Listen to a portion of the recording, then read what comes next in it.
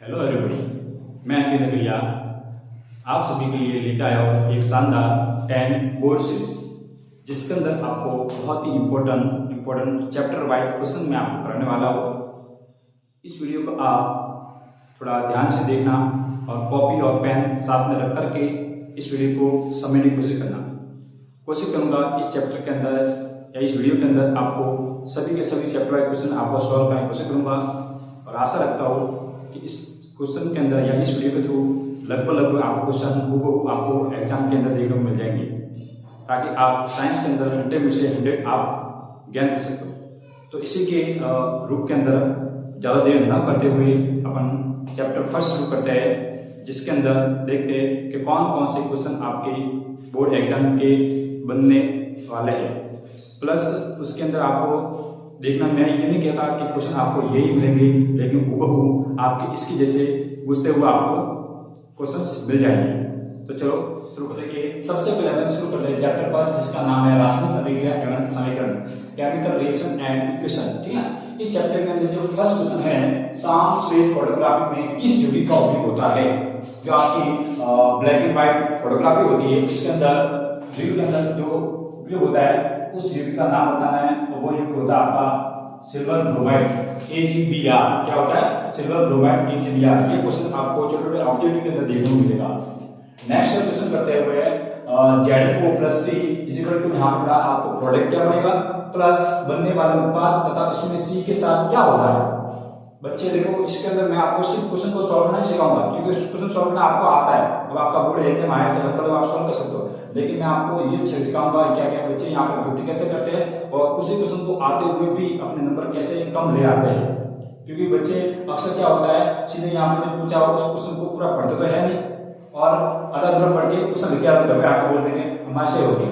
तो देखो इसमें बोला क्या है कि बनने वाला उत्पाद का नाम पूछा है, प्लस उसके साथ में C के साथ क्या हो रहा है वो भी आपको देखना है। तो आपको देखो उत्पाद का देख लो, पता है आपको Zn प्लस होता है, O माइनस होता है और C प्लस होता है। तो आपको तो डिसाइड कर लो, Zn आपकी मिल जाएगा, सॉरी C जो प्लस है वो आपको मिल जाएगा इसको माइनस के साथ में। तो यहाँ पर क्या बन जाएगा, Zn अलग हो जाएगा और CO बन जाएगा। ठीक है, ये तो बन गया आपको उत्पाद जिंक प्लस कार्बन मोनोऑक्साइड। अब आपको पूछा क्या है कि C के साथ में क्या हो रहा है। देखो C के साथ C यहाँ पर अकेला था, अब इसका में ऑक्सीजन मिल रहा है, तो ये C का C वाला क्या हो रहा है, C यहाँ पर हो रहा है अपचयित। C क्या हो रहा है, C अपचयित हो रहा है, C अपचयित हो रहा है। ठीक है, नेक्स्ट क्वेश्चन, ऊष्माशोषी अभिक्रिया किसे कहते हैं। देखो रिएक्शन का नाम कि ऐसी अभिक्रिया जो कैसे ऊष्माशोषी हो। तो इसमें आपको पता है कैसे अभिक्रिया आती है कि ऐसी अभिक्रिया जिसमें ऊष्मा का अवशोषण होता हो, जिसमें ऊष्मा का क्या होता हो, अवशोषण होता हो, उसे कौन सी अभिक्रिया कहेंगे, ऊष्माशोषी अभिक्रिया। अब आपको इसका अगर एग्जाम पूछ ले तो आपको होता है जैसे ग्लूकोज होता है, ग्लूकोज जो पाउडर को आप जब पानी के अंदर डालते हो तो उसका जो टेम्परेचर है वो पहले की तुलना में थोड़ा क्या होता है, लो हो जाता है। तो उसमें ऊष्मा का क्या किया, अवशोषण किया। क्या किया, अवशोषण। ठीक है ना, मतलब अवशोषण में हमेशा टेम्परेचर लो हो जाएगा। नेक्स्ट, चिप्स बनाने वाली थैली में अवशोषण रोकने के लिए किस गैस का उपयोग करते हैं। अब आपको बताया कि थैली होती है चिप्स के अंदर, उसके अंदर जो खाद्य पदार्थ होते हैं वो ज्यादा दिन तक खराब न हो और खराब न हो, उसके लिए उसके अंदर जो ऑक्सीजन की जो रेट है, ऑक्सीजन की जो दर है उसको रोकना पड़ेगा। तो ऑक्सीजन दर को रोकने के लिए इसमें कौन सी गैस बनाई जाती है, तो उस गैस का नाम क्या है, उस गैस का नाम है आपके nitrogen gas, N2 gas. Clear ना। चलो अब जो नेक्स्ट क्वेश्चन है आपका वो है अवशोषण अभिक्रिया का उदाहरण दीजिए। अवशोषण अभिक्रिया आपको सबसे पहले ये ध्यान रखिए कि अवशोषण अभिक्रिया होती क्या है। ऐसी अभिक्रिया जिसमें अभिकारक जब क्रिया करते हैं तो क्रिया करने के बाद उत्पाद के रूप में जो आपको अवशोषण मिलता है, मतलब आपको पता है वो अविलेय होता है, जिस सामग्री के अंदर वो विलेय होता नहीं है, तो उसको अवशोषण अभिक्रिया है। लेकिन आपको यहाँ पूछा क्या है, आपको यहाँ डेफिनेशन नहीं लिखनी, जितना पूछा उतना ही काम करना है। अवशोषण अभिक्रिया का आपको सिर्फ और सिर्फ आपको उदाहरण पूछा है, ठीक है ना। तो उदाहरण के लिए इसमें आपको ले लूंगा, एक तो होता है PbNO3 जिसको होते हैं लेड नाइट्रेट, प्लस इसकी में रिएक्शन किससे होगी, इसकी रिएक्शन में कराऊंगा आपके पोटेशियम आयोडाइड के साथ में। पोटेशियम आयोडाइड के साथ है। अब आपको पता है Pb जो लेड है वो होता है प्लस होता है, Na होता है माइनस, K जो होता है प्लस होता है, I होता है माइनस। अब आप खुद डिसाइड करो कि Pb किससे क्रिया करेगा। Pb क्रिया करेगा I के साथ में और K क्रिया करेगा इस NO3 के साथ में। तो Pb जब I के साथ करेगा तो देखो Pb कितना 1 है, तो ये आ गया Pb, जबकि I कितना 2 है तो PbI2, जिसको बोलेंगे lead iodide, lead iodide. Clear? इसका आपको आवश्यकता हो जाएगा। प्लस बचा क्या है K, पोटेशियम, पोटेशियम कितने 2 और NO3 में कितना 2, दोनों 2 है तो इसलिए 2 आ जाएंगे सामने 2KNO3, जिसको बोलेंगे पोटेशियम नाइट्रेट, पोटेशियम नाइट्रेट, ठीक है ना। तो यहाँ पर आपको लेड आयोडीन का आवश्यक मिल जाएगा। क्लियर? नेक्स्ट क्वेश्चन है आपका कि कोयले का दहन किस प्रकार की रिएक्शन है। अब आपको पता है ये ले लिया मैंने कोयला, इसका दहन, और दहन के लिए आपको पता है चाहिए होता है O2। जब ऑक्सीजन के प्रेजेंट के अंदर जब ये कोयला जलेगा तो आपको मिल जाएगी CO2। अब आपको ये देखना है कि CO2 जो गैस बन चुकी है ये गैस क्या वापस कार्बन के अंदर चेंज हो सकती है। अब आपको पता है जो पदार्थ अपने वापस प्रारंभिक अवस्था में लौट सकता है वो तो होती है भौतिक अभिक्रिया, लेकिन जो नहीं लौट सकता उसको होती राशि कर दिया, क्योंकि यहाँ पर जो CO2 बन चुकी है वो कैसी है, स्थायी है। अब ये वापस अपनी प्रारंभिक अवस्था में नहीं जा सकती है, तो कौन सी अभिक्रिया होगी, ये अभिक्रिया होगी आपकी रासायनिक अभिक्रिया। कौन सी अभिक्रिया होगी, ये आपकी होगी रासायनिक अभिक्रिया, रासायनिक अभिक्रिया। ठीक है। नेक्स्ट क्वेश्चन आपका कि रेडॉक्स अभिक्रिया किसे कहते हैं। तो आपको नीचे है, इसमें आपको एग्जाम नहीं पूछा है तो जितना पूछा जाए उतना ही याद देना है, एक्स्ट्रा आपको छलना नहीं है, इसी कारण से आपके नंबर करते रहते हैं। तो रेडॉक्स अभिक्रिया आपको पता है कि ऐसी अभिक्रिया जिसमें एक पदार्थ का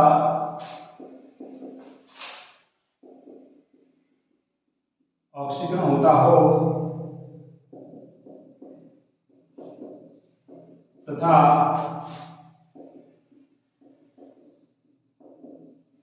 दूसरे पदार्थ का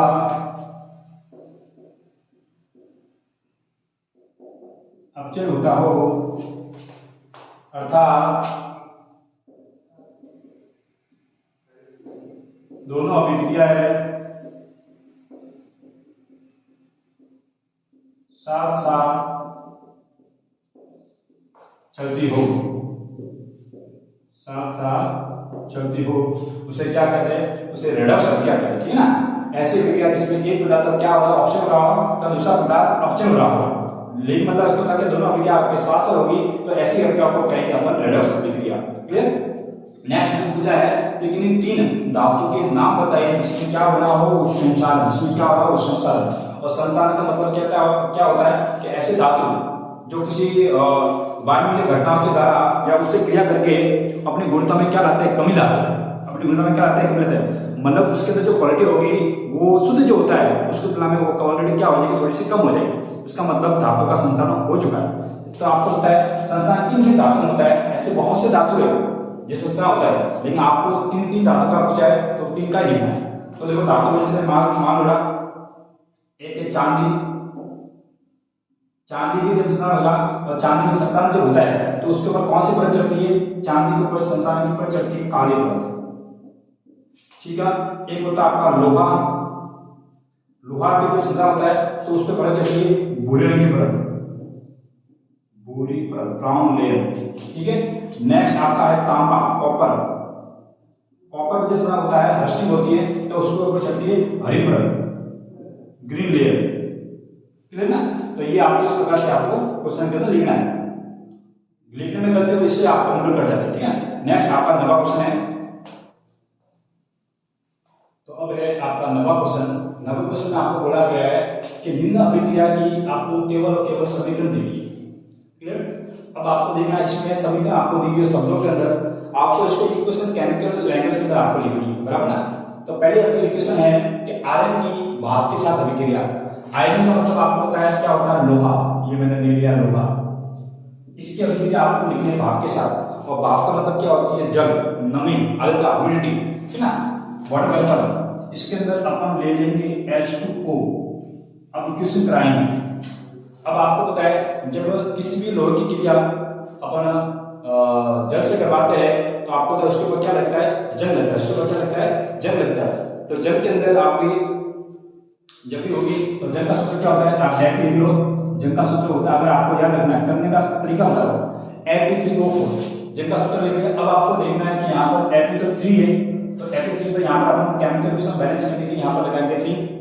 O4 है और वो यहाँ पर 1 है, तो 4 करने के लिए अपन लगाएंगे 4H2। तो ये तो बन गया आपका जंग का सूत्र Fe3O4। लेकिन बच गया कि यहाँ पर 4H2 बच गए, तो यहाँ पर आपकी 4H2 हाइड्रोजन गैस निकल जाएगी। 4 एटम आपके हाइड्रोजन गैस के निकल जाएंगे। ठीक है, ये क्वेश्चन। नेक्स्ट, सोडियम की क्रिया जल के साथ। सोडियम की क्रिया करनी है तो ये मैंने ले लिया सोडियम प्लस जल के साथ H2O। अब जल के साथ पानी है तो आपको बता दें, ध्यान रखना H2O को अंदर आप इस प्रकार ले सकते हैं HOH H2O बराबर। तो आपको पता है इसके अंदर H प्लस होगा, OH माइनस होगा और सोडियम होगा प्लस। तो आप खुद डिसाइड करो कि सोडियम का प्लस है तो किससे क्रिया करेगा, OH से। तो ये तो हो जाएगा आपका NaOH प्लस आपकी निकलेगी H बाहर। अब H में H कोई बाहर निकलती है, हमेशा H जो होती है हाइड्रोजन हमेशा H2 गैस के फॉर्म में बाहर निकलती है। तो इसको बड़ा H2 करने के लिए मैं क्या करूंगा, यहाँ पर लगा दो। अब यहाँ पर 2 लगा तो यहाँ पर लिखने पड़ेगी 2, ताकि ये हो जाएगा 2NaOH। यहाँ पर ये H2 गैस बाहर रिलीज हो जाएगी, बाहर की जगह रिलीज हो जाएगी। ठीक है, बस आपको ये भी ध्यान रखना है, अगर आपके एग्जाम में ये आ जाए कि जो हाइड्रोजन गैस निकलती है उसका टेस्ट क्या होता है, उसका परीक्षण क्या होता है, तो आपका कहना है कि हाइड्रोजन गैस को चेक करने के लिए उस टेस्ट का नाम है पॉप टेस्ट। क्या है, पॉप टेस्ट, ये ध्यान रखना है। नेक्स्ट आपकी रिविजन है कि जिंक की सल्फ्यूरिक अम्ल के साथ, जिंक की सल्फ्यूरिक अम्ल के साथ ये मैंने जिंक ले लिया।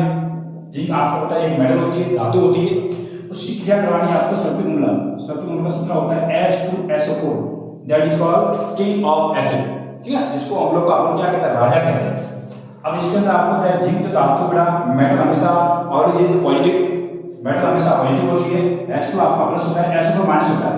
तो खुद डिसाइड कर लो, जिंक है वो मिल जाएगा आपके SO4 के साथ में, तो ये तो बन जाएगा ZnSO4। ये बना है, जो बना क्या बना है, सॉल्ट बना है, लवण बना है। क्या बना है, लवण। प्लस इसके अंदर भी आपकी हाइड्रोजन गैस रिलीज होती है। इसका क्वेश्चन एक और आता है कि क्या होता है जब अम्ल की क्रिया दाब से करवाया जाए। क्या होता है जब अम्ल की क्रिया दाब से कराए, when what happen that metal reacts with the acid। English में आपको इस फॉर्म में आएगा तो आपको लिखना है कि when happen that is hydrogen gas is released, that is called pop test, is the pop test। Clear ना। चलो नेक्स्ट होता है 10वां, क्या होता है जब केवल रासायनिक संवेदन आपको देगी, एक ऑन पर आपको इक्वेशन पूछी है। तो देखो पहला इक्वेशन है कि चूने के पानी में कौन से गैस डालते हैं, कार्बन डाइऑक्साइड गैस डालने पर आपको क्या होता है। तो आपको अगर याद होगा या आपने पढ़ा होगा बोर्ड के अंदर, तो आपको पता है जब चूने के पानी के अंदर हम CO2 गैस डालते हैं तो उसका रंग चेंज होता है। चूने के पानी का रंग होता है व्हाइट कलर का, तो उसका रंग हो जाता है आपका दूधिया रंग हो जाता है, मिल्की वाटर। तो चूने का पानी, तो पानी में आपको पता है चूना होता है, चूने का सूत्र होता है CaO, उसमें पानी डाल दिया तो वो हो गया CaOH2, तो वो हो गया CaOH2। इसके अंदर आप डाल दें CO2 गैस, ये लो मैंने डाल दी CO2। जब कैल्शियम हाइड्रोक्साइड की क्रिया आप CO2 से करवाएंगे तो आपको डिसाइड करना ये Ca+ है। अब ये Ca क्रिया करेगा आपकी CO2 के साथ में, लेकिन CO2 में एक है तो यहाँ पर एक OH में से एक को यहाँ ले लेगा, तो ये बन जाएगा Ca और यहाँ CO2 की जगह एक OH ले लिया तो ये हो गया CO3, कैल्शियम कार्बोनेट। और कैल्शियम कार्बोनेट बनने के कारण इस कैल्शियम कार्बोनेट जो बना है, ये बना है कैल्शियम कार्बोनेट, और कैल्शियम कार्बोनेट बनने से ही इसका नाम हो जाता है दूधिया। प्लस निकला क्या यहाँ पर H2 एक को बचा, तो यहाँ पर H2 जल आपका निकल गया बाहर। ठीक है ना। तो कैल्शियम कार्बोनेट बनने के कारण ही इसका कैसा था, दूधिया रंग। ठीक है। नेक्स्ट है आपका कि जिंक धातु की क्रिया सोडियम हाइड्रोक्साइड से, ये मैंने ले ली जिंक धातु, इसकी क्रिया कराएंगे सोडियम हाइड्रोक्साइड से NaOH। क्या होगा, जिंक की जब भी क्रिया NO से कराते हैं तो हमेशा सोडियम जिंकेट बनता है। क्या होता है, सोडियम जिंकेट, जिसका सूत्र होता है सोडियम Na2ZnO2। अब आप देखो सोडियम जिंकेट बनाए तो सोडियम में Na2 है तो यहाँ पर 2 लेंगे, Z नहीं लिखा, तो देखो Na2 आ गया, G1 था, G क्या गया, O2 है तो O2 आ गया, बचा आपका क्या, H2 बचा। तो सोडियम जिंकेट के साथ में आपकी H2 गैस बाहर रिलीज हो जाएगी, इसका नाम है sodium zincate, sodium zincate, clear ना। नेक्स्ट है बुझे हुए चूने के साथ, चूना बुझा हुआ है और चूना बुझता कब है, आपको जो शुष्क चूना होता है उसका सूत्र होता है CaO, और चूना बुझ जाएगा कब, जब उसमें पानी हम ऐड करेंगे, और पानी ऐड करने के बाद उसका फॉर्मूला बन जाता है CaOH2। इसकी क्रिया के बाद हम क्लोरीन के साथ Cl2। अब आप देख लो Ca की क्रिया Cl माइनस होगी, Ca की क्रिया Cl माइनस होगी, लेकिन Ca के अंदर बीच में आपका आ जाएगा CaO, यहाँ का एक होगा और फिर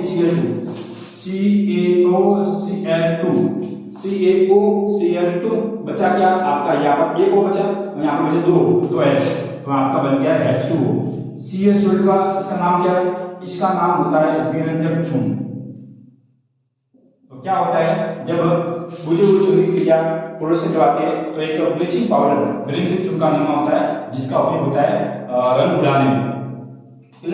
नेक्स्ट, वसायुक्त खाद्य पदार्थों को विकृत दृढ़ता से बचाने के लिए कौन कौन से उपाय करने चाहिए।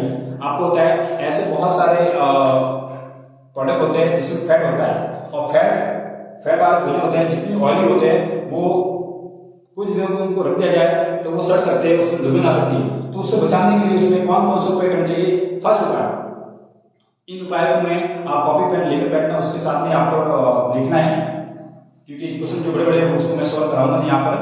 तो फर्स्ट जो उपाय है उसके अंदर आपको देखना है कि अपना खाद्य पदार्थ को बचाने के लिए जो खाद्य पदार्थ है उसमें हम आपको डालना है एंटीऑक्सीडेंट। एंटीऑक्सीडेंट मतलब क्या होता है, प्रतिऑक्सीड कारक आपको पदार्थ मिलाना चाहिए, और प्रतिऑक्सीडेंट पदार्थ मिलाने से क्या होगा, वो खाद्य पदार्थ सर्दी से बचेगा। तो पहला पॉइंट क्या होगा कि खाद्य पदार्थों को विकृत से बचाने के लिए उसमें प्रतिऑक्सीड कारक मिलाने चाहिए, क्लियर।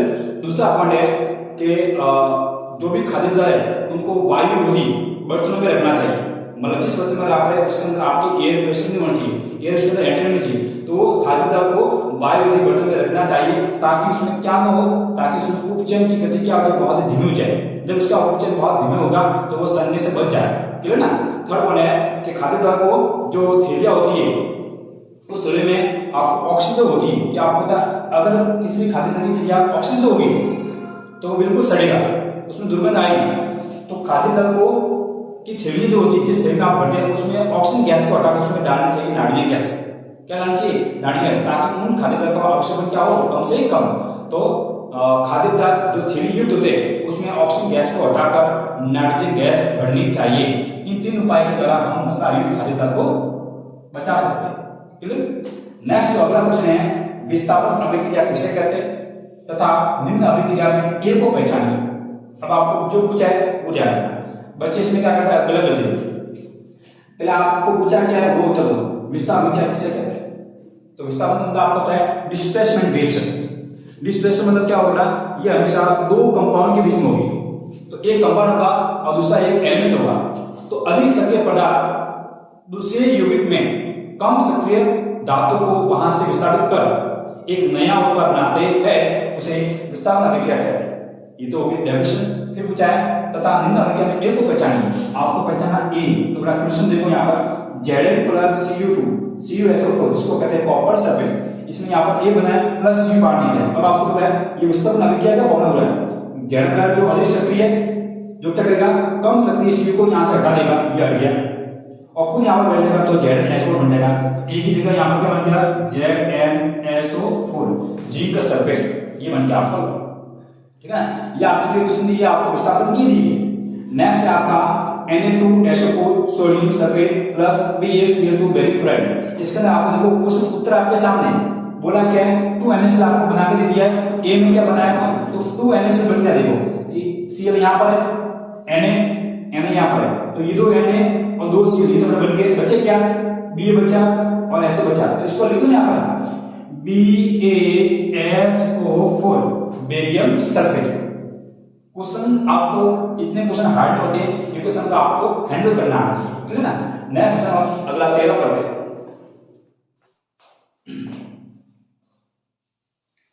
अब देखिए नेक्स्ट क्वेश्चन आपका पेपर है कि संयोजन अभिक्रिया किसे कहते हैं तथा बिना बूझे छूने वह जल की अभिक्रिया लिखिए।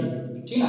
तो सबसे पहले आपको इजी क्वेश्चन है, संयोजन अभिक्रिया मतलब जो कॉम्बिनेशन रिएक्शन होती है उसे कहते हैं वह अभिक्रिया जिसमें दो या दो से अधिक अभिकारक मिलकर एक नया उत्पाद बनाते हैं उसे हम क्या कहते हैं, संयोजन अभिक्रिया कहते हैं। क्लियर, इतना ही था कि वह अभिक्रिया जिसमें दो या दो से अधिक अभिकारक मिलकर के एक नया उत्पाद बनाते हैं उसे संयोजन अभिक्रिया कहते हैं। क्लियर। नेक्स्ट आइए कि बिना बुझा चूना, चूना बुझा हुआ नहीं है तो उसको सूत्र फॉर्मूला क्या होता है, उसका फॉर्मूला CaO, ये बिना बुझा हुआ चूना है। इसकी क्रिया कराएं जल के साथ, ये लो इसमें डाल दिया मैंने जल। अब आपको पता है जब चूना बिना बुझा हुआ होगा उसमें जल डालेंगे तो चूना बुझ जाएगा, क्या बचेगा, चूना बुझ जाएगा। अब आपको मैं बताया था कि H2O के अंदर आपको पता होती है इसको इस फॉर्म में लिख सकते हैं HOS फॉर्म में।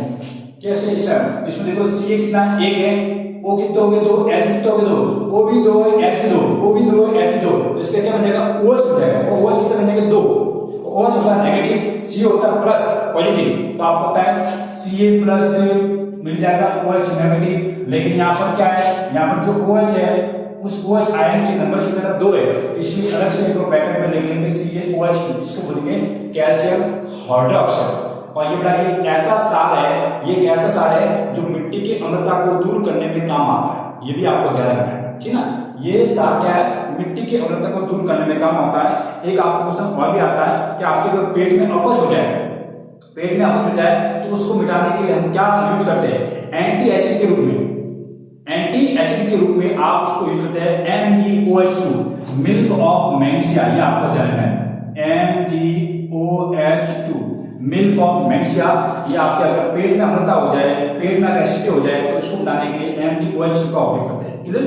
नेक्स्ट, लेड नाइट्रेट व तथा पोटेशियम आयोडाइड के विलयन को मिश्रित करने पर क्या होगा, लेड नाइट्रेट पीबी, अभी मैंने आपको जस्ट बताया दिया कि करने पर क्या होगा, फर्स्ट ये किस रंग का विलयन अवशेष बनता है, तो आपको पता है उसमें मैंने अवशेष बनाया था Ki, पोटेशियम आयोडाइड, जो बना था पीला अवशेष, ऐसा बनता है, इसका अवशेष बनता है पीला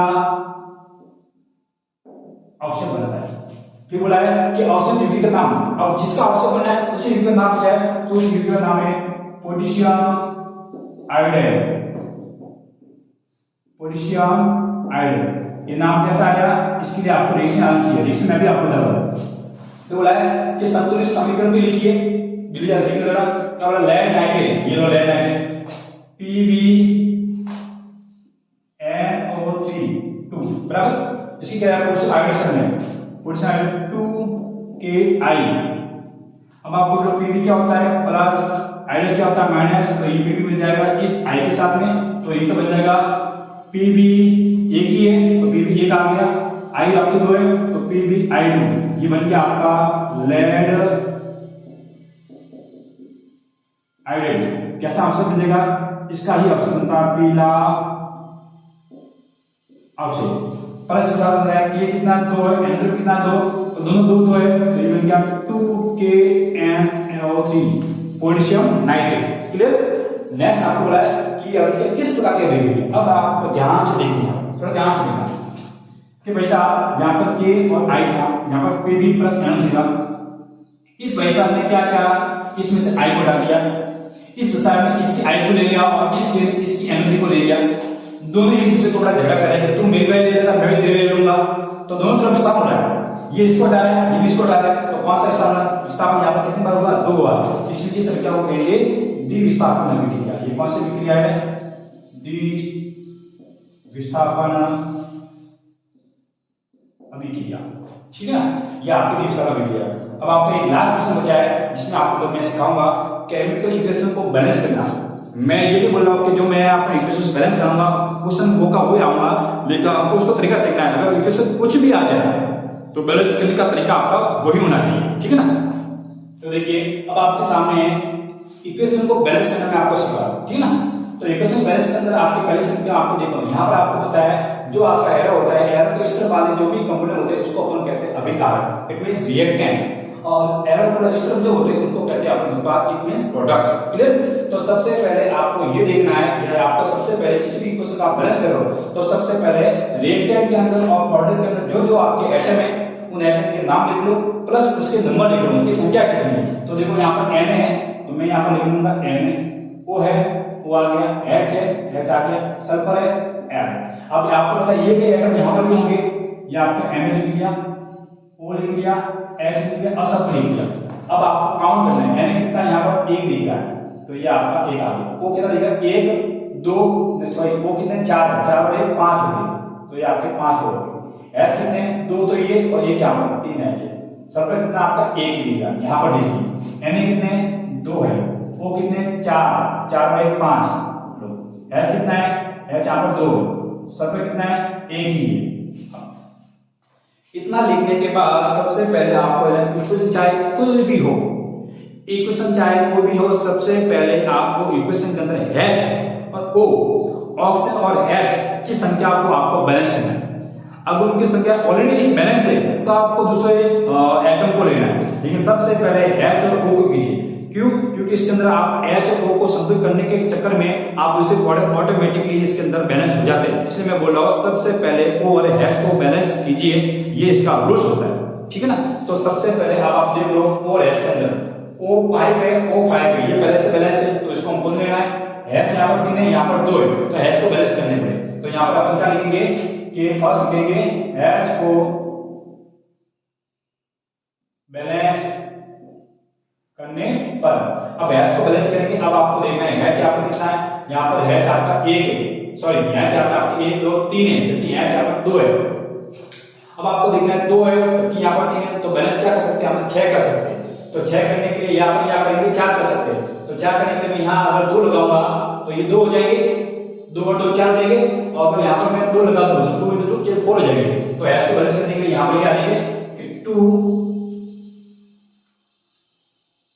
NaOH plus H2SO4 equal to Na2SO4 plus H2O। अब देखो हमने क्या किया है, H यहाँ पर 2 है यहाँ पर 1 3 है, तो मैं 4 करने के लिए मैं यहाँ पर लगा दूं 2 ताकि ये 2H और 2H 4 हो गए। यहाँ पर 4 करने के लिए 2 तो है ही, 4 करने के लिए मैं आगे 2 लिखूंगा 2H, ठीक है। अब आपको देखना है जैसे मैंने यहाँ पर 2 लगाया, शायद मुझे लग रहा है O की संख्या बैलेंस है, O को वापस देख लो 4 यहाँ पर O है और 5 6 हो बराबर, यहाँ पर देखो 4 O है और 5 6 बराबर। अब अगली बात को करना है S यहाँ पर 1 था, S यहाँ पर 1 था, बैलेंस ही है। अभी भी S देख लो, S यहाँ पर 1 है, S यहाँ पर 1 है। सोडियम देख लो, सोडियम यहाँ पर 1 था, यहाँ पर 2 था, तो सोडियम यहाँ पर 2 है, लेकिन यहाँ पर देखो अब मैंने बोला ना कि O को बैलेंस करने सॉरी H को बैलेंस करने के चक्कर में Na भी आपका 2 हो गया, तो आपको Na भी 2 हो गया, Na2 O 6 O 4 H आपके O5 H आपके 4 हो गए और H आपका है, मतलब ये अभी क्या हो चुकी संतुलित हो चुकी है। तो इतनी इजी रिएक्शन होती है, इसलिए बोलता हूँ कोई भी इक्वेशन हो आपको सबसे पहले O और H को बैलेंस करना है। चलो एक क्वेश्चन आपको और क्लियर करते हैं। देखो यहाँ पर BH2 है, तो आप सबसे पहले एटम का नंबर लिख लो। एक तो आपका बेरियम है, क्लोरीन है, हाइड्रोजन है, सल्फर है, ऑक्सीजन है। ये एटम आपको यहाँ पर देख जाएंगे, बेरियम है, क्लोरीन है, हाइड्रोजन है, सल्फर है, ऑक्सीजन है। नंबर देखो, बेरियम का नंबर यहाँ पर 1 है, क्लोरीन का नंबर यहाँ पर Cl2 है, H यहाँ पर H2 है, H यहाँ पर आपके 1 ही है, ऑक्सीजन आपके 4 है। यहाँ पर देखिए बेरियम आपका 1 ही है, Cl आपका 1 ही है, H आपका 1 ही है, सल्फर आपका 1 ही है और आपके 4 है, ठीक है। सबसे पहले मैंने आपको क्या बोला हुआ H और O को लेना है। O देखो 4 है बैलेंस, H देखो 2 है, यहाँ पर 1 है, तो आपको अपना क्या बोलूंगा पहले आपको बैलेंस करके H को, यहाँ पर H 1 है, यहाँ पर H 2 है, तो सीधी सी बड़ा यहाँ पर 2 है, यहाँ पर 2 करना है, तो आप क्या लगा देंगे फर्स्ट होगा कि H को बैलेंस करने पर हम यहाँ लगा देंगे 2H से, क्या लगा देंगे 2H से, ठीक है। 2 लगा के आप देखो बेरियम 1 है, बेरियम 1 है, Cl कितना है 2, यहाँ पर Cl 1 है, तो इसलिए यहाँ पर 2 करना पड़ेगा। अब देखो Cl यहाँ पर 2 है, ये आपकी Cl यहाँ पर 2 है। अब H को बैलेंस करने से कर Cl भी आपकी 2 हो चुकी है, ठीक है ना। अब दूसरे देखो O कितने हैं, S आपका 1 1 ही है, O 4 4 ही है, ये अभी क्या हो गई है, ये अभी क्या आपके संतुलित हो चुकी है। इस प्रकार से हर इक्वेशन को आपको सॉल्व करना है। तो इसी के साथ आपका चैप्टर फर्स्ट समझ होता है। अब हम चैप्टर 2 स्टार्ट करते हैं। अब आपके सामने है चैप्टर 2। चैप्टर के अंदर सबसे जो फर्स्ट क्वेश्चन है आपका वो है आपका CaOCl2 का प्रचलित नाम क्या है। तो आपको पता है CaCl2 का क्या होता है, ये होता है बेरिलियम चूर्ण, चूर्ण होता है, जिसको अपन क्या बोलते हैं, जिसको अपन बोलते हैं ब्लीचिंग पाउडर। तो ये इसका नाम होता है प्रचलित। नेक्स्ट है प्लास्टर ऑफ पेरिस की जल के साथ अभिक्रिया की आपको इक्वेशन लिखनी है, ज्यादा आपको लंबा चौड़ा नहीं करना है। अब आपको पता है प्लास्टर ऑफ पेरिस का क्या होता है, ये एक सफेद चूर्ण होता है, सफेद पाउडर होता है, व्हाइट चूने का पाउडर होता है। जैसे इसको जल के साथ क्रिया करेंगे तो ये उसके साथ क्रिया करके एक ठोस बन जाएगा। क्या बन जाएगा, ठोस। तो देखो सफेद चूर्ण प्लास्टर ऑफ पेरिस, जिसका फॉर्मूला क्या होता है CaSO4.2H2O, जिसको बोलते हैं कैल्शियम सल्फेट का अर्धहाइड्रेट।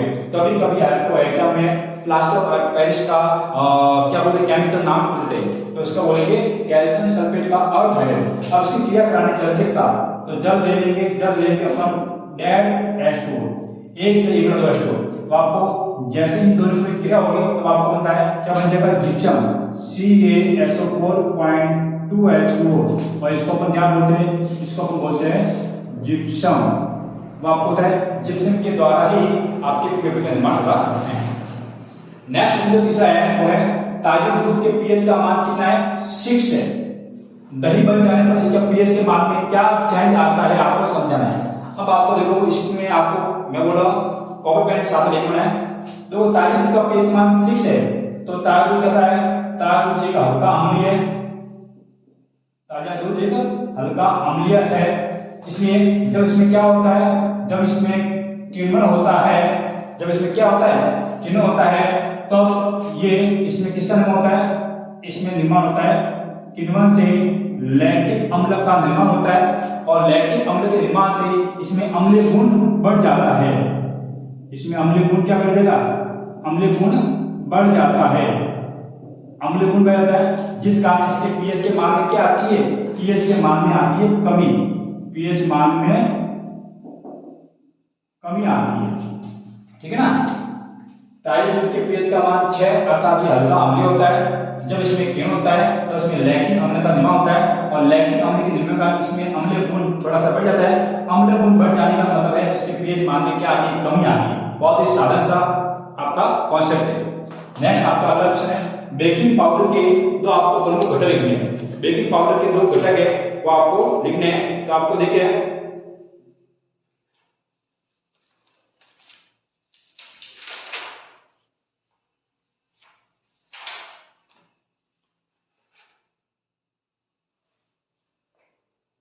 तो दो घटक कौन कौन से होते हैं, दो घटक है, मैं आपको घटक थोड़े एक्स्ट्रा बताऊंगा।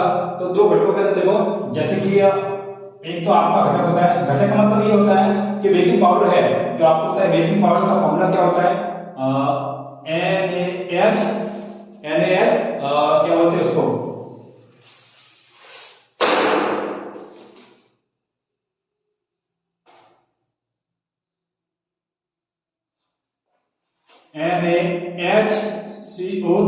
NaHCO3 सोडियम बाइकार्बोनेट, ये आपको फॉर्मूला देगा। अब आपको पता है किस किस से मिलकर बना होता है, किस किस से मिलकर बना होता है, एक का आपका होता है NaCl, दूसरा आपका होता है CO2, और एक आपका घटक होता है अमोनिया NH3। तीन घटक होते हैं, आपको भी पूछे तो आप इसमें से लिख सकते हैं। नेक्स्ट में दो संश्लेषित सूचकों के नाम बच्चे इस नाम को पढ़कर के ही समझ लेते हैं। संश्लेषित का मतलब आपको पता है वही क्वेश्चन है, लेकिन क्वेश्चन क्या थोड़ा घुमा के आता है। दो कर्तव्य सूचकों के नाम, और दो कर्तव्य सूचक कौन से होते हैं, एक तो होता है आपका फिनोल्फ्थालीन,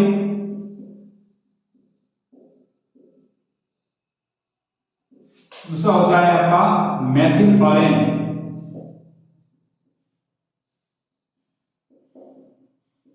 ध्यान रखना, मैं आपको बार बार कह रहा हूं कि आपको क्वेश्चन जितना पूछा है उतना ही आपको काम करना है, उसके अलावा एक्स्ट्रा काम आपको नहीं करना है। नेक्स्ट है कैल्शियम कार्बोनेट के विभिन्न रूप कौन कौन से होते हैं। तो आपको देखना है कैल्शियम कार्बोनेट जो इसका होता है CaCO3। अब इसके रूप कौन कौन से होते हैं, मतलब ये आपको कौन कौन से रूप में आपको देखने को मिल जाएगा। जैसे कि आपको पता है ये आपको देखने को मिल जाएगा चूना पत्थर के रूप में, ये आपको देखने को मिल जाएगा संगमरमर के रूप में, मार्बल,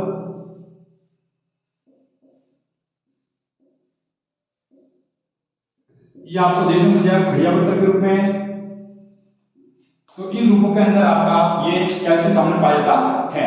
नेक्स्ट होता है कि बेकिंग सोडे के निर्माण की आपको समीकरण लिखनी है।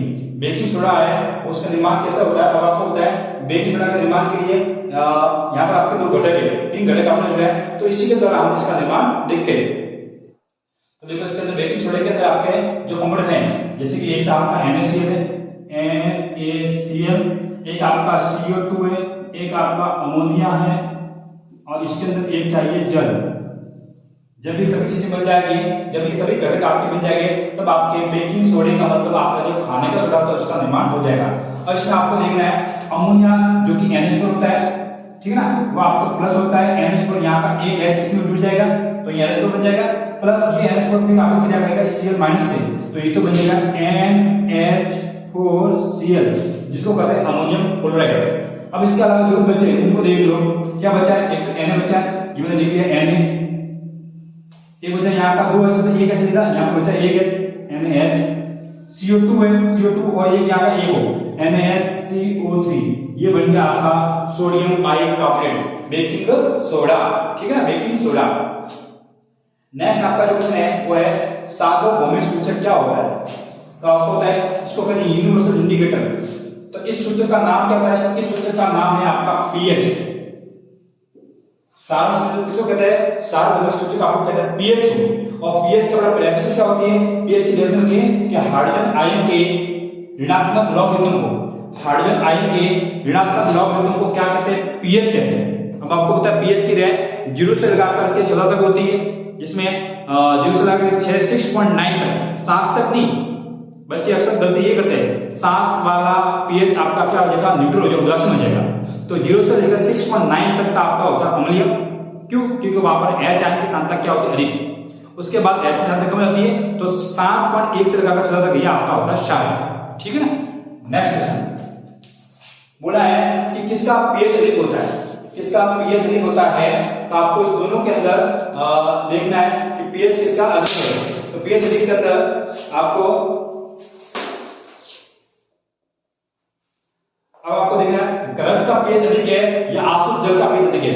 अब आपको होता है विषय आपका रक्त का pH आपको होता है, रक्त कैसा होता है, हल्का सा क्षारीय होता है, कैसा होता है, हल्का सा क्षारीय होता है। और आसुत जल डिस्टिल वाटर जिसका pH कितना है 7। अब दोनों में किसका pH अधिक है, रक्त का। आ गया। उसी प्रकार इसमें अगला है जठर रस और आपका नींबू का रस। जठर रस है उसका pH होता है आपका 1.2 और नींबू रस है उसका pH होता है 2.2। अब डिसाइड करो किसका अधिक है, नींबू का रस का। नींबू का रस जठर से थोड़ा सा ज्यादा अधिक है। क्या सही है, क्या है, इसका pH अधिक किसका है, आगे ना। इस प्रकार से ये क्वेश्चन है। अब अगला क्वेश्चन करते हैं 10वां। चलिए देखो नेक्स्ट आपका क्वेश्चन है कि इस क्वेश्चन में आपके सेक्शन 2 दिए हुए, ध्यान से देखो। क्वेश्चन में आपको बोला, क्वेश्चन आपने अच्छे से याद किया होगा, आपको आते होंगे, लेकिन यहाँ पर मैं आपको सिर्फ क्वेश्चन को करने का तरीका समझा रहा हूँ कि क्वेश्चन बच्चे आते हुए भी गलती किस प्रकार से करते हैं, किस प्रकार से उसके हाफ नंबर कट जाते हैं, 1/4 नंबर कट जाते हैं, उसको हाफ करो। बोला क्या है कि सोडियम हाइड्रोक्साइड क्रिया जिंक धातु से होने वाली क्रिया जब होती है उसमें कौन सी गैस निकलती है, पता नहीं, सोचो तो बता नहीं। तो क्या अभी क्या समीकरण लिखनी है, तो आप समीकरण लिख लो। समीकरण लिखोगे तो उसमें जो गैस निकलेगी वो आपको दिख जाएगी, उसका नाम लिखना है। तो समीकरण लिखनी है, क्या बोला है, सोडियम हाइड्रोक्साइड, इसकी रिएक्शन आपकी बेटा होती है NaOH, इसकी क्रिया करानी जिंक धातु से, ये करानी Zn। अब ये क्रिया मैंने अभी इस वीडियो के आगे बताई है कि आपको जब भी साथ के क्रिया आपके Zn से होती है तो आपका बनता है सोडियम जिंकेट। क्या बनता है, सोडियम जिंकेट। तो इसके अंदर आपका सोडियम जिंकेट रहेगा, तो इसमें अणु ले लेंगे 2, तो यह बन जाएगा Na2ZnO2, ये बन गया आपका सोडियम जिंकेट। प्लस यहाँ पर निकल कौन सी आएगी, H2 गैस, ये आपकी निकल जाएगी यहाँ पर H2 गैस। तो इसका सवाल क्या हुआ, देखो सवाल का नाम क्या गया, यहाँ पर लिखना क्या समीकरण होगी, यहाँ पर लिखना है कि सोडियम हाइड्रोक्साइड व जिंक धातु से होने वाली क्रिया से निकलने गैस का नाम हाइड्रोजन गैस है। फिर इसके नीचे ये आपको समीकरण लिख देंगे, क्लियर।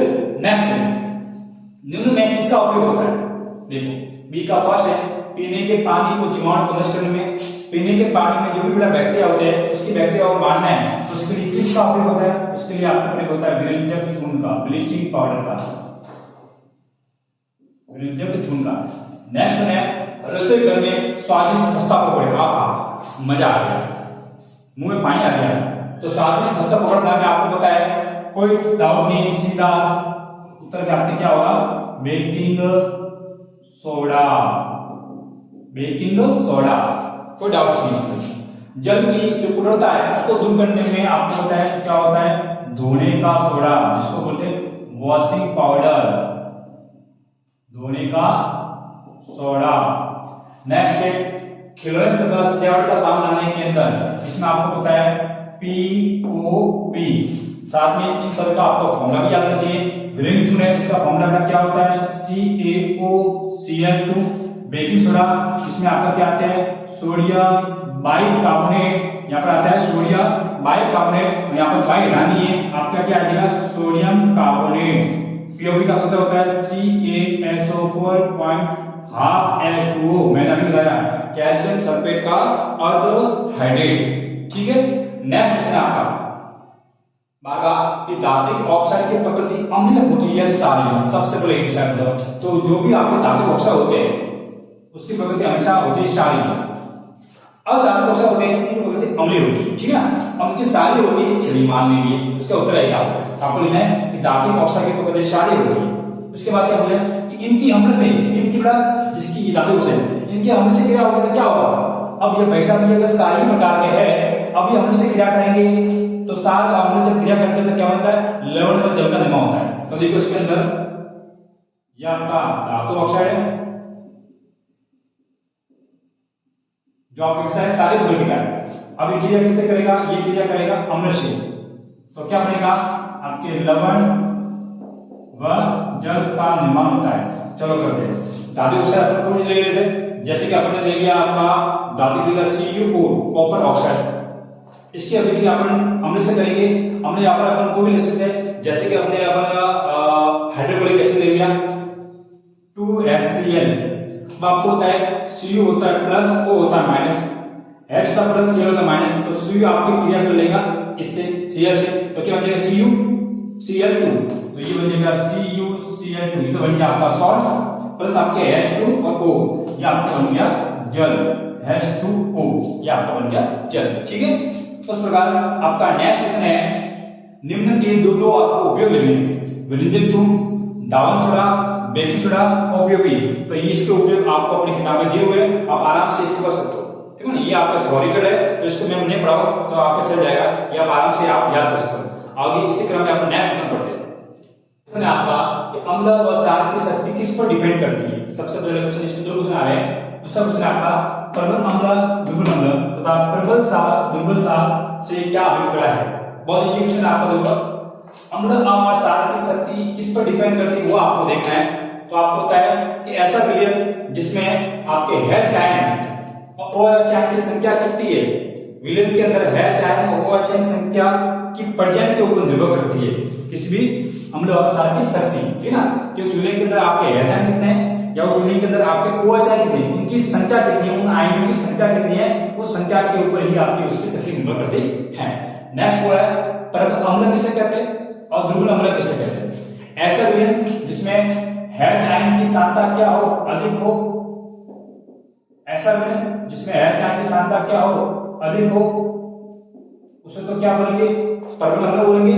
जैसे कि HCl आपको पता है HCl है, H2SO4 है, HNO3 और ऐसा विलयन जिसमें H आयन की संख्या क्या हो, कम हो, उसको बोलेंगे दुर्बल अम्ल, दुर्बल अम्ल।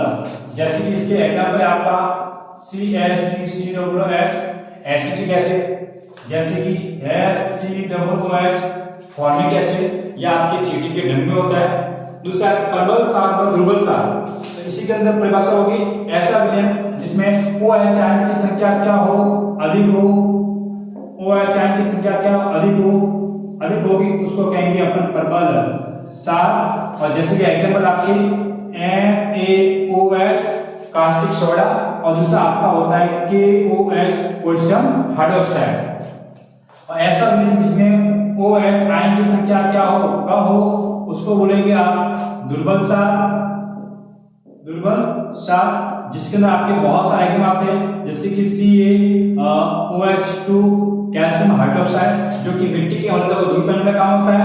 दूसरा है MgO OH2 जिसको कहते हैं magnesium hydroxide, it means milk of magnesium, या आपकी पेट के अंदर को दूर करने में उपयोगी है। तो इस प्रकार से आपको क्वेश्चन को सॉल्व करना है। नेक्स्ट क्वेश्चन आपका जो है क्लोर सार अभिक्रिया किसे कहते हैं, समीकरण सहित आपको उसको समझाना है, तो इससे बनने वाले उत्पाद का आपको उपयोग भी लेना है, ठीक है ना। तो देखो इसका उत्तर क्या होगा, क्लोर सार अभिक्रिया सबसे पहले इसकी परिभाषा लिखनी है। तो परिभाषा इसके लिखने क्या लिखना पड़ेगा कि आपका सोडियम क्लोराइड, जिसको कहते हैं अपन NaCl का विलयन, सोडियम क्लोराइड के विलयन में आप विद्युत दाब प्रवाहित करते हैं, सोडियम क्लोराइड के विलयन में जब विद्युत दाब प्रवाहित करते हैं तो उसमें यह सोडियम क्लोराइड अपघटित होकर NaOH का निर्माण करता है। इस अभिक्रिया को क्लोर सार अभिक्रिया कहते हैं। एक बार मैं वापस रिवाइज करो, थोड़ा आप कॉपी पेन लेकर बैठना, आप इस क्वेश्चन को इक्वेशन को लिखो, क्योंकि सब इक्वेशन मैं यहाँ पर लिख के समझाऊंगा, आपका वीडियो बहुत ही लंबा हो जाएगा, इसलिए मैं आपको इनकी जो इक्वेशन होती है वो आपको मैं यहाँ पर थ्योरेटिकल कराऊंगा, और जो भी डेफिनेशन होती है वो आपको मैं ओरली बोलूंगा आपको, ठीक है ना। तो सोडियम क्लोराइड के जलीय विलयन में जब विद्युत धारा प्रवाहित करते हैं तो उसके अवक्षेपण द्वारा, उसके अपघटन द्वारा NaOH का निर्माण होता है, NaOH का निर्माण होता है। इस अभिक्रिया को क्लोर सार अभिक्रिया कहते हैं। फिर क्या बोला, समीकरण सही समझाइए, तो आपको समीकरण देनी है। तो समीकरण आपको देखो क्या बोला है कि NaCl का जलीय विलयन ये ले लिया NaCl, इसकी अभिक्रिया करवानी है, विद्युत धारा प्रवाहित करनी है। तो विद्युत प्रवाह इसका जलीय विलयन कब बनेगा, जल बनाने के लिए इसमें डालना पड़ेगा जल, और इसमें डालने पड़ेगी हमको विद्युत धारा। डालने का तो इसका क्या हो जाएगा, अपघटन हो जाएगा, क्या ये अपने मान में हो जाएगा। तो Na जो है वो आपको पता है H2 किस फॉर्म में होता है, H2 आपके होता है HOH फॉर्म में, ये ऐसे दो होंगे। तो Na तो है वो आपको OH2 से मिल जाएगा, तो ये तो बन जाएगा 2NaOH, क्लियर ना। ये Na तो है ये आपको OH2 से मिल जाएगा। फिर आपका बना क्या अगला, फिर आपकी बनी H2 गैस बन गई, और यहाँ पर CO2 गैस बन जाएगी। एक बनी आपकी CO2 गैस, एक बनी आपकी H2 गैस। ये आपके समीकरण सही समझाए, समीकरण समझाना। फिर आपको सही समझाना है, तो समझाना इसको समझाना क्या है कि जब नमक के जलीय विलयन की क्रिया करवाते हैं विद्युत अवस्था में, तो आपके H2 जो आपकी प्लस होती है ये आपके कहां पर जमा होगी, ये आपकी जमा होगी कैथोड पर, और Cl2 जो माइनस होती है ये आपकी जमा होगी एनोड पर। तो कैथोड के ऊपर H2 गैस और NaOH का निर्माण क्या होता है, इसका निर्माण भी आपके कैथोड पर होगा, ठीक ना। तो समझाना ये है कि जब नमक के जलीय की क्रिया विद्युत धारा की प्रचलन करते हैं तो ये NaCl अपघटित होकर NaOH Cl2 H2 का निर्माण करता है। इसमें एनोड के ऊपर Cl2 गैस निर्माण होती है, जबकि कैथोड के ऊपर H2 और NaOH गैस का निर्माण होता है, ठीक है। ये हो गया। फिर आपको पूछा क्या है, इसमें बनने वाले उत्पादों को उपयोग लिखना है। इसमें उत्पाद कौन कौन से हैं, NaOH है, Cl2 है और H2 है। तो इसके उत्पाद का उपयोग लेना है। तो सबसे पहले जैसे कि अपन अगर H2 की बात की जाए तो H2 का उपयोग क्या होंगे, आपको पता है H2 का उपयोग कहाँ कहाँ होता है। H2 का उपयोग जैसे कि आपके पता है ईंधन के अंदर होता है, H2 का उपयोग आपकी ईंधन के अंदर होता है, खाद के अंदर होता है, और आपके अमोनियम बनाने के अंदर भी इसका उपयोग होता है। अगर नेक्स्ट आपकी CO2 गैस का उपयोग किया जाए तो CO2 गैस का उपयोग क्या होता है, CO2 गैस का उपयोग होता है विद्युत चूर्ण के अंदर, पानी के अंदर जो भी अशुद्धियां होती है, बैक्टीरिया होती है, उनको मारने में होता है, और रोगाणुनाशक के रूप में होता है, और कीटनाशक के रूप में होता है, और CFC जिसको कहते हैं क्लोरोफ्लोरोकार्बन के उसके रूप में भी आपका क्लोरीन गैस का उपयोग होता है। नेक्स्ट आपका जो NaOH है कैटोड, इसका उपयोग तो आपको होता होगा। NaOH का उपयोग जो होता है वो आपके साबुन बनाने के अंदर होता है, ठीक है ना। अगर साबुन बनाने के अंदर आप NaOH का उपयोग ले लो तो उसके समय बनेगा कटु साबुन, ठीक है। नेक्स्ट आपके NaOH का उपयोग कटिंग पाउडर के अंदर भी होता है, ग्रीस को हटाने के अंदर भी होता है, अपमार्जन बनाने में भी होता है, साबुन बनाने में भी होता है। इस प्रकार आप बहुत सारे उपयोग इसके लिख सकते हो, ठीक है ना। नेक्स्ट आपका अगला क्वेश्चन है पीएच किसे कहते हैं। स्पष्ट करो कि मुंह का पीएच परिवर्तन दंश का कारण क्या है, ठीक है ना। तो इसको अपन सॉल्व करते हैं। पीएच किसे कहते हैं कि हाइड्रोजन आयन के ये मैंने हाइड्रोजन आयन लिख लिया, हाइड्रोजन आयन के ऋणात्मक लॉगरिथम को क्या कहते हैं, पीएच कहते हैं। हाइड्रोजन आयन के ऋणात्मक लॉगरिथम को पीएच कहते हैं। इसके डेफिनेशन में क्या बोला है, स्पष्ट करो कि मुंह का पीएच परिवर्तन दंश से क्या कारण है। अब आपको चाहिए जब हम भोजन नहीं खाते उस समय हमारा मुंह का पीएच होता है, जब हम भोजन ग्रहण के नहीं होते उस समय हमारा भोजन का पीएच जो होता है वो कितना होता है 6.5, कितना होता है 6.5। और भोजन करने के बाद हमारा मुंह का पीएच थोड़ा कम हो जाता है, मतलब 5.5 होता है, जिस कारण वो अम्लीय होता है। इसका अर्थ क्या होता है, वो उस पहले की तुलना में ज्यादा अम्लीय होता है, और अम्लीय के कारण आपके दांतों की जो इंद्रिय है, दांतों के जो रसूल है वो आपके सड़ने लगते हैं। तो इस कारण से भोजन करने से आपके पीएच के मान में क्या आती है, कमी आती है, और कमी होने से आपके दंत क्षय का खतरा बना रहता है। इस प्रकार से आपको इस क्वेश्चन को सॉल्व करना है। नेक्स्ट आपके वृद्धि चूर्ण है, बेकिंग सोडा है, धोने का सोडा है, इसके बनाने की विधि आपको लिखनी है, प्लस आपको एक एक उपयोग लिखना है। इसकी उपयोग आपको आपकी बुक के अंदर आपको आराम से मिल जाएंगे, आप आराम से इसको लिख सकते हैं। क्वेश्चन जो डिफिकल्ट हो गए वो आपको मैं यहाँ पे सॉल्व बता रहा हूँ, बाकी क्वेश्चन आपको आराम से किताब के अंदर मिल भी जाएंगे, ठीक है। इस प्रकार से अपना ये चैप्टर 2 भी कंप्लीट होता है। अब हम चैप्टर 3 की ओर चलेंगे, जो बहुत ही मोस्ट है आपका मेटल एंड नॉन मेटल। उसके अंदर आप पहला क्वेश्चन है, देखो ज्यादा देरी नहीं करते हुए फटाफट क्वेश्चन को सॉल्व करवा रहा हूं फटाफट आपके सामने। फर्स्ट क्वेश्चन है आकार, बदलता व तन्यता का अर्थ क्या होता है। अब आपको पता है ये जो गुण होता है वो किसमें होता है, धातु में होता है, मेटल्स के अंदर होता है। आकार बदलने का मतलब क्या होता है, ऐसा गुण जिसमें धातु को पीट कर उसको पतले चादर के रूप में बदल सकते हैं, ऐसे गुण को आकार बदलता कहते हैं। बड़ा इसमें एग्जाम्पल कौन सा है, सोना और चांदी, जो पतली चादर में बदल सकती है। नेक्स्ट आपका तन्यता, धातु का ऐसा गुण जिसको एक पतले तार के रूप में हम खींच कर बदल सकते हैं, ऐसे गुण को तन्यता बोलते हैं। अब आपको एग्जाम्पल कौन सा है, एग्जाम्पल आपका सोना है, क्योंकि आपको पता है सोने के अंदर अगर सोना का अपन 2 ग्राम भार ले लें, 2 ग्राम ले लें, तो उससे अपन कम से कम 2 किलोमीटर तार लंबा कर सकते हैं, ठीक है। नेक्स्ट लोहे को फ्राइंग पैन से, लोहे के फ्राइंग पैन को जंग से बचाने के लिए कौन सी विधि आपने चुनी है। आपको तो लोहे का जो तवा होता है, फ्राइंग पैन होता है, जहां पर आप कोई भी चीज फ्राई करते हैं, वो आपको तो वहां पर ऑयलिंग है, पानी वगैरह सबसे रिएक्शन होती रहती है, तो उसको बचाने के लिए अपन किससे परत चढ़ाएंगे, जीन की परत चढ़ाएंगे। उसके ऊपर कौन सी परत चढ़ाएंगे, जीन की परत चढ़ाना। और जीन की परत को चढ़ाना क्या करता है, जीन की परत को चढ़ाना यशद लेपन दिलाता है, जीन की परत चढ़ाकर, ठीक है, ये इसका आंसर हो जाएगा। नेक्स्ट है खाद्य तेल के डिब्बों पर जिंक के बजाय टीन का लेप लगा होता है। बहुत इजी आपको होता है, जिंक के बजाय एक्स्ट्रा लगा होता है टीन का। अब आपको होता है जिंक और टीन की बात की जाए तो टीन की तुलना में जिंक जो है वो ज्यादा अभिक्रियाशील है, इसलिए खाद्य तेल में अगर जिंक का लेप लगा होगा तो खाद्य तेल से वो क्रिया करके खाद्य तेल को विकृत की दिशा मतलब उसको सड़ाकर खराब कर सकता है। इससे उससे बचने के लिए उस डिब्बों के ऊपर जिंक की बजाय टीन का लेप लगा होता है, क्योंकि टीन जो होता है वो जिंक की तुलना में थोड़ा सा कम ग्रह होता है और वो खाद्य तेल से रिएक्ट नहीं करता है। क्लियर।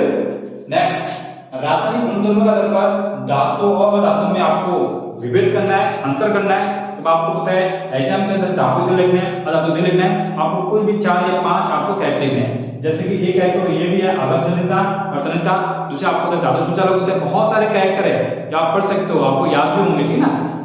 नेक्स्ट क्वेश्चन, वर्जन व निस्तापन समझाइए। अब आपको पता है वर्जन, सबसे पहले आपको तो ये देखना है, समझा मतलब परिभाषा लिखनी है। वर्जन लिखना, अगर धातु के साथ में कौन सा एस, अगर सल्फाइड का एस है, धातु के साथ में अगर सल्फाइड का एस है तो सल्फाइड के एस में से उसके अशुद्धि को हटाने के लिए कौन सी विधि चाहिए, वर्जन। अगर धातु के साथ में अगर एस कार्बोनेट का हो, कौन सा हो, कार्बोनेट का हो, तो उसके अशुद्धि को हटाने के लिए आप यूज करते हैं निस्तापन। तो देखो वर्जन कहते किसे, कि कोई भी धातु का सल्फाइड एस जिसको वायु की उपस्थिति में अधिक ताप पर गर्म करते हैं, कोई भी धातु का सल्फाइड एस जिसको वायु की उपस्थिति में अधिक ताप पर गर्म किया जाता है ताकि वो ऑक्सीजन बदल जाए, ताकि वो धातु ऑक्सीजन बदल जाए और सल्फाइड को बाहर निकाल दे। इस विधि को निस्तापन के सॉरी वर्जन कहते हैं। नेक्स्ट निस्तापन, धातु का कार्बोनेट एस को वायु की उपस्थिति में कम ताप पर, यहाँ पर अधिक ताप होगा जबकि यहाँ पर क्या होगा, कम ताप पर गर्म किया जाता है। इस विधि को अपन निस्तापन कहते हैं। क्लियर। नेक्स्ट क्वेश्चन, एस किसे कहते हैं तथा निम्न के एस बताओ। सबसे पहले आपको देखना एस है, तो एस आपको पता है एस जो होते हैं धातु के साथ में कुछ अशुद्धियां होती है, उन अशुद्धियों के मिश्रण को अपन क्या कहते हैं, एस कहते हैं। और वो एस हमको मिलते कहां से, जमीन के अंदर से, खनिज से। तो खनिजों के से निकले हुए धातु के साथ में कुछ अशुद्धियों के मिश्रण को क्या कहते हैं, अयस्क कहते हैं। खनिज से निकले हुए धातु के साथ में कुछ अशुद्धियों के मिश्रण को अयस्क कहते हैं। इट मींस औरस, इंग्लिश में इसको औरस कहते हैं। ये होता है पारा। पारा का आयस्क क्या होता है? तो पारा का जो आयस्क होता है उस आयस्क का नाम क्या होता है? पारा का आयस्क है आपका शनिवार। क्या नाम है? पारा का आयस्क है वो आपका है शनिवार। एल्यूमिनियम, एल्यूमिनियम का आयस्क होता है उस आयस्क का नाम है आपका बॉक्साइट,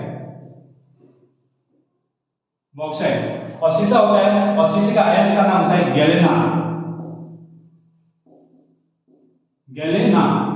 इसका में आयस्क कौन सा होता है? इसके साथ में जो आयस्क जुड़ा होता है वो होता है सल्फाइड का आयस्क, और इसके साथ में भी आपके सल्फाइड का आयस्क भी होता है। ठीक है। नेक्स्ट, सोल्डर मिश्र धातु अवयव में कौन कौन सा, सोल्डर नामक मिश्र धातु के अवयव के अंदर कौन कौन से अवयव होते हैं? आपको जब भी हम सोल्डरिंग करते हैं तो उसके अंदर कौन कौन से मिश्र धातु होते हैं? तो उसके अंदर एक तो होता है आपका सीसा, और दूसरा होता है टीन, पीबी प्लस एसएन, सीसा प्लस टीन। ठीक है। नेक्स्ट आपका क्वेश्चन है अम्लराज का संघटक क्या है?